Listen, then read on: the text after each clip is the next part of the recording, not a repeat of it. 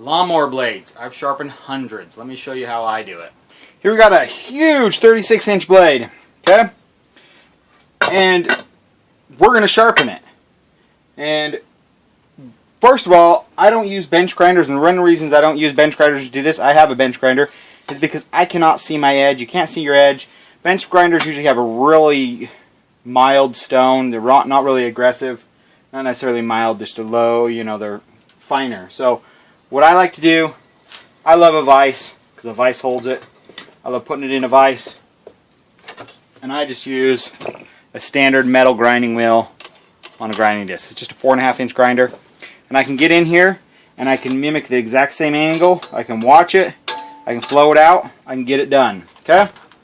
Now, a lot of these huge dings like this, see this ding right here? You're not going to get rid of that. You can see it against the yellow. You're not going to get rid of that. And you don't want to grind that all the way out. It's going to take a couple sharpenings to get that out. Okay? But we can sharpen it, sharpen it, sharpen it. If you don't sharpen your blades, it's like throwing away your pocket knife every time it gets dull. How do I balance it? Okay? This right here, this is made by Arnold. These are like, I think I paid $2.99 or something for this at Lowe's, Home Depot. It's pretty standard there. What you do, just put it on, center in the hole, and you notice that it actually dipped back really fast and over to this side, meaning that this edge is a little bit heavier and down here is actually dipping just a little bit. So I know that this is a little bit heavier. So if I'm going to, before I grind, I'm going to grind off just a little bit more on this side. Then, you know, this one will get sharp. So many passes, this will do a little bit again. I'll do it afterwards as well. You can also use the screw or screwdriver method where you have a screw in the wall, or you have a screwdriver and you just hold it out and you try to check balance. Problem with this method is it gets you really close. You know, this blade's pretty balanced, but it's not perfect. You know, it's not as close as the other tool. You know, it actually looks pretty freaking balanced right there. You know, even if I, you know, maybe because I know this side's heavier, I'm thinking about this side, but put it in the bench vise. Takes 1 second.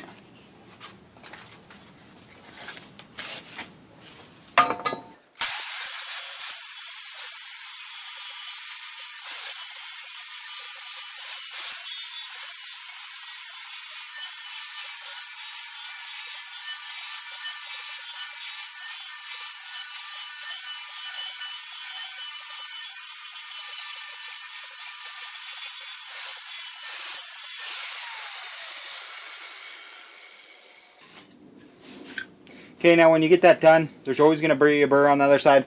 Don't grind it. You know, you can lightly just take your grinder with it off, or with it barely spinning, just kind of catch that edge. Or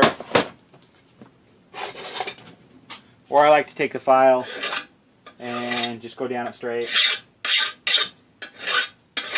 just to clean that burr off. That is a sharp blade now. Now I can't get that nick. I'll get that. You know, it'll take a couple more sharpenings to get that out. You know, but that is a sharp, sharp blade. Flip it around. And we do this side. And this side was a little heavier, so I'm going to do a couple more passes on this side. You know, I'm going to dig it in a little more than I would, just to balance it out. There we go. Nice and balanced.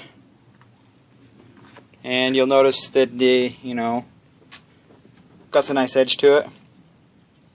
I actually grinded a pretty steep edge, but one of the things you want to do is you want to keep that grinder moving, because you don't want the metal to turn, it'll turn like a black.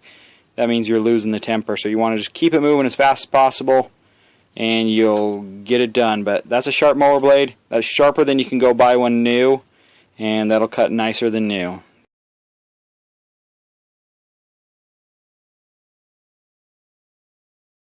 There you go. Now you can go hit a tree stump and cut it down because it's so sharp. Thanks for watching. Comment, rate, subscribe. Thanks guys. See you soon. Bye.